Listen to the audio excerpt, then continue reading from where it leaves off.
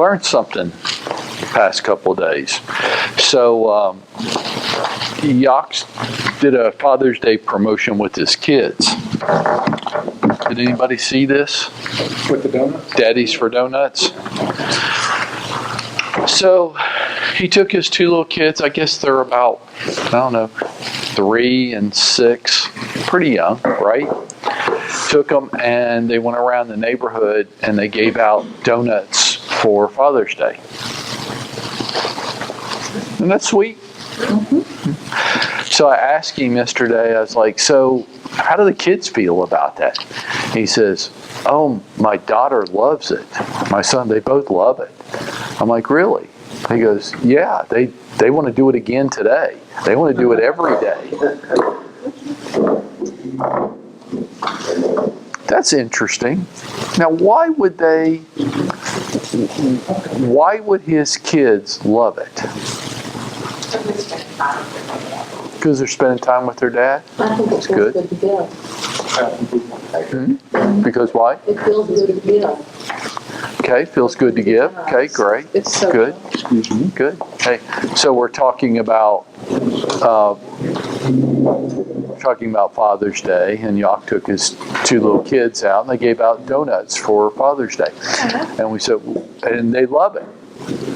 So why do they love it? Why do they want to do it every day? Well, as Lean said, they get to spend time with their dad, right? And it feels good to give.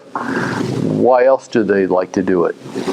Probably to eat some donuts. Okay, they might have gotten their fair share of sugar. Okay, that's fair. The response of the people when they gave the donuts to them. Okay, that's probably true. Why do they not? Because who else did that? Did y'all do that? No. How come? Why did the kids? Why did they not want to do it? Or why did they not want to do it? There's a double negative for you. Why didn't? So your 6-year-old, she didn't go, oh, Dad, I don't want to do this today. How come? Why did she want to do it? For a child, it's fun. Okay, so let me ask it a different way. Why did she want to do it, but we don't? What's the difference? Well, I feel uncomfortable making calls. I may feel uncomfortable in front of a video. It goes on and on. All the things that we feel uncomfortable with and we don't want to do. Why did the 6-year-old want to do it? Stuck in the mud. Stuck in the mud? Okay. Children don't overthink things. They just do. Okay. They're not afraid to fail. Not afraid to fail? Okay. They don't Good. have enough experience with failure to know that it's scary. Okay. They don't have an ego. They don't have an ego. A 6-year-old doesn't have an ego yet. Now, what would you tell Yock the difference between his daughter now at 6 and his daughter at 13 is going to be? Very different. Greg, you have a grown daughter. Is there a difference that Yock's going to experience in the next 7 years? Understood. What's the difference between his daughter wanting to give out donuts every day to people in the neighborhood and 7 years from now? Will she want to do it then? No, probably not. Why? This will be too forward. She will have an image of herself, and it won't be passing out donuts. Ask Melissa about her daughter, 15. What's going on with 15-year-old girls? Too much. Too much what? What's going on? Hormones. They think everybody's paying attention to them, right? What they have on, their hair, their everything. They walk into a room, they think everybody's analyzing them, right? What is that? Ego. It's developed. In a teen, a preteen, the whole world is about them. And some of us grow out of that, and some of us don't. What's the difference between Yock's daughter and you? Why is she eager and loves doing things like that, and we don't? What's the difference? And for everybody that thinks that I spend too much time talking about ego, I'm here to prove it to you today. 6-year-old doesn't have an ego. They don't have a concept of who they are in the world. She just likes spending time with her dad and seeing other people be happy. And somewhere between that and 7 years from now, her whole view of the world's going to change. And 7 years from now, she's going to be very concerned with what other people think. But what's more endearing, the 6-year-old or the 13-year-old? So you have a 6-year-old happy and smiling and having fun giving out donuts with their dad, and you have a 13-year-old that's following along, shuffling, eyes down, hating every second of it. Which one do you feel more drawn to? The 6-year-old. The 6-year-old. Mm-hmm. Why aren't we more like... I think the 6-year-old's got us beat. I think she might be a better marketer than any of us. Maybe all of us put together. I can be so focused on what I think other people are thinking about me. The truth is, if you knew how little people thought about you, you wouldn't care what they thought. And you would say that, you would give that advice, wouldn't you, to any 15-year-old girl, right? Hey, honey, the whole world's not paying attention to you.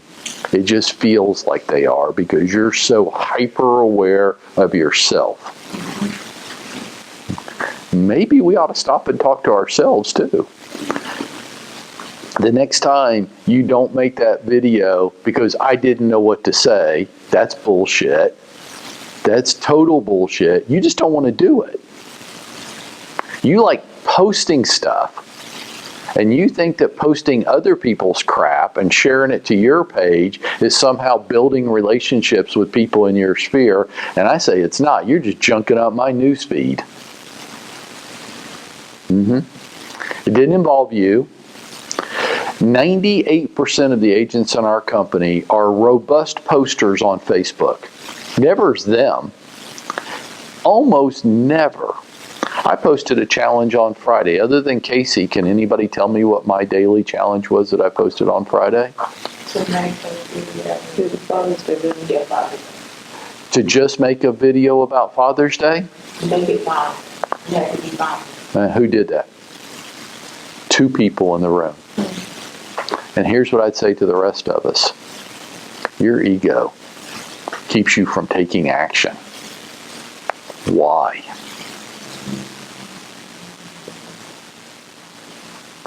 So I watched both of y'all's videos, and what I would say is it made you likable. It made you real people. It did. I like people when they expose themselves and they're a tad vulnerable. It makes them real. I see other people doing Father's Day's post like all day Sunday, right? My God, that's all Facebook becomes. Mother's Day and Father's Day, just get out of the way. Except there was never anything risked there in almost all the posts. There's no risk. There's no personal risk. No personal engagement. And we have become great at being on Facebook, but never being vulnerable ourselves. Matter of fact, rarely are any of us even in it. And when we are, we've gone to the other extreme. Look how pretty I am. Look at the life I lead. Look how great things are for me. And I think that's even worse than not being in there at all. Except Casey posted a video and it talked about his dad. And you could tell watching the video that Casey was close to losing it. Like he could lose it any second now. Which made it watchable. Like, is he going to lose it? Like, he might lose. Let's keep watching this. He might not be able to control himself. That could get interesting. But it made it real. It made him vulnerable. It made him likable. How come you didn't? And my whole contention with you today is this, that the answer to everything you want is in that. You are unwilling to do it. How come? And if you don't think it's your ego, I'll call bullshit on that. It is our out of control egos. Just like the 13-year-old. I'm not giving out donuts with my dad. Why? That's just weird. which translated means what? I need everybody to think I'm cool. And some people grow out of that, and some people are just 20, 30, 40 years older versions of themselves at 13. This is just a personal opinion, but I think it's cool to be a real person. I think that's the coolest thing that you can do, is to be a real person who's open to vulnerability and that is willing to connect with other people. I think it definitely makes us rare. So watch this. You know what I can get anybody to do today? I can give you an award and ask you to stand in front of the water feature wall out there and take a picture with your award, and everybody will agree to do that. I've never had anybody say, no, I won't do that. Please take a picture of me with my award, and then I'll post that and I'll share it everywhere, and everybody can see how great I am. We have no problem with that at all. Nobody's ever refused to do that. But one simple request: make a video and talk about what your dad meant to you. And nobody does it. Two out of 95. Interesting. I have a trophy, I give it out to people, and I say, stand in front of the wall. 95 out of 95 will do that. No problem at all. Will you post it to your Facebook? Oh, yeah, it's already done. I already did it. Yeah, I'm all over this shit. Right, because I'm feeding my ego. Feeding my ego. Be a little bit vulnerable. Expose yourself. Show your soft underbelly. Oh, no, I can't do that. Come hand out donuts with me this week. Oh, no, that's not cool. I can't do that. Over and over and over again, we don't take action because of our ego. And I just wanted to take just this one little microcosm. It occurred to me as I was talking to Yak yesterday about what he did with his kids. Hey, you know what? He got to spend the morning with his kids. They had a good time. They got to spend the morning with their dad. And they did nice things for about 40 people in their neighborhood, who all just, when they left, thought, well, those are cute little kids. That was sweet. That's all that people thought. And when I was talking to him about this yesterday, I said, your 6-year-old, your kids, they don't mind doing this? He goes, no, they're mad that we're not doing it again today. I thought, see, how many times in my career have I done something today that made me feel a little uncomfortable and woke up the next day and go, boy, I really want to go do that again today. And why don't I? What happened between me at 6 and me today where I lost that enthusiasm? What happened? I think what happened is I just developed this really big sense of who I am and what other people might be thinking about me. Now, I got to ask you, why do I give a shit what other people might or might not be thinking about me? Why do I care? I don't know either. I have a friend of mine, he says this all the time. Other people's opinion of you is none of your business. And I think, I need you, would you just call me up every morning and say that to me? Other people's opinion of me is none of my business. What do I care what other people might be thinking? And why do I let that dictate what I do and what I'm not willing to do every day?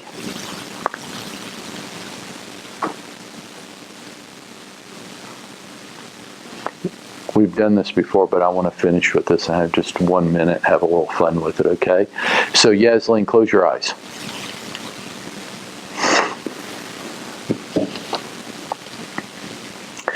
What color shirt does Camille have on today? You don't even know who Camille is. Keep your eyes closed. Okay, so I want a couple of observations. She doesn't even know who Camille is. Camille's been sitting right here at the same table with you all morning. And you didn't know what color shirt she had on. She'd been sitting right next to you for 15 minutes. Let me ask you a question. What if she spent a lot of time thinking about what she was going to wear this morning? What if she said, hey, today's an important day to me for a number of reasons. This is my important day outfit. You not only haven't paid any attention to what she's got on today, you don't even know who she is. But she spent a lot of time this morning thinking about this. Hey, Camille, I wouldn't worry so much about what Yasleen thinks about you. She doesn't even know who you are. So, if you ever get asked to do public speaking, and if you have some fear, if it makes you feel uncomfortable, then you would be human, okay? And everybody does, and you don't ever really completely get over it. But there's a lot of different tactics that you can take that will help you with this. So, Tom, you did this for your whole life, right? And so when I had to do a lot of public speaking, I felt uncomfortable like everybody, but I had to get better at this. It had to be more natural. I had to get comfortable, and I didn't want to feel like I was going to puke all the time. So I did things that people do. I take a speech class at Georgia State, and it's total crap. I joined Toastmasters, total crap. I talk to people and they say, well, here's what you do. You just imagine, okay, so I'm just imagining all of you sitting out there in your underwear right now. That's weird. Now I can't think about what I'm going to say. Like, damn, Dennis, would you put your shirt back on, please? None of that stuff works. And I met a guy one time, and he goes, oh, yeah. He goes, I suffer from the same thing. I can get you over that in 2 minutes. I'm like, you can? He goes, yeah. I'm like, well, I would pay a lot of money for that. He goes, no, I won't charge you anything. He goes, well, I can get you over this right away. And I'm like, well, tell me, because this is important. He goes, well, you just have to understand something. If you knew how little people thought about you, you wouldn't care so much what they thought. Camille, Yasleen doesn't even know who you are. Okay? So why do you care so much what she might be thinking about you? The truth is, she's not thinking anything about you. The truth is, she's sitting over there thinking about herself right now. And she's thinking about what I'm going to finish and what she needs to do when I get out of here and what she forgot to do before she came in and why am I picking on her today. Her thoughts are all about her. And every other human being in the room right now is the same. And it doesn't make you a bad person. It just makes you human. And once I got that, everything changed. Like, I had to go to Dallas recently and speak to about 3,000 people. There was a time when I would have held out I have this blue suit. Like, I know I look the best in this blue suit. And I have a tie that goes with it. And that's it. That's as good as I can look. That's what I used to think. And you know what I know now? The only way I could get anybody to even observe my dress is if I showed up in, like, I could have showed up that day in cargo shorts and flip-flops and a t-shirt. I could have been grossly underdressed. That people would have noticed. And I could have been overdressed. I could have put like a tuxedo on. And people would wonder, why is he wearing a tuxedo to this, right? Other than that, inside those boundaries, nobody gives a shit.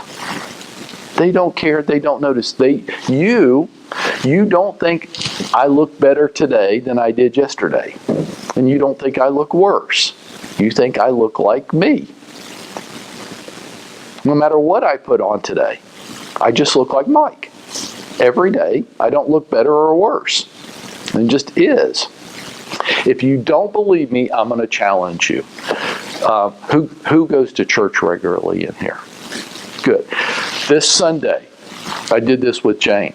This Sunday, whoever's sitting next to you after, so I do this with Jane. We leave the service. So we've been there for an hour and a half. We leave the service. We get in the car. We're driving home. I go, Jane, close your eyes for a second. Now, my wife, she goes, why? I said, I'm not going to get on today. And she goes, I don't really remember. Well, what color suit did he have on? I couldn't tell you. I'm like, Jane, you just sat in front of the man for an hour and a half, and you can't tell me anything that he had on today? No. She doesn't even know who you are. We're not paying that much attention. What if our minister that day, that was it? He was delivering a big message, and that was his big message suit, right? My wife made no impact on her at all. Why? She only's thinking about herself. When we get over our egos and we realize, Monica, I don't know whether you think you look good today or bad. I don't know. You just look like Monica to me. You don't look any different than you do any other day. And if that's like an insult, I'm sorry. But Zoe, you don't look better or worse. You just is. Right? And by the way, can we get back to talking about me? Right? Yock's 6-year-old got no problem at all with joy and happiness going out with her dad and handing out donuts to people she doesn't know. And not for 1 second, not one thought ever came into her brain that somebody didn't think she was cool. Didn't even occur to her. Why? She has no developed ego yet. But it's coming, isn't it? And she's going to become 13 or 14, and the exact opposite's going to happen. She's going to think the whole world is paying attention to everything. I wish I could be more like the 6-year-old. And if we were more like the 6-year-old, we'd get more shit done. We'd be risk takers. And we wouldn't be so worried about what other people might think about it. Make sense? Yeah.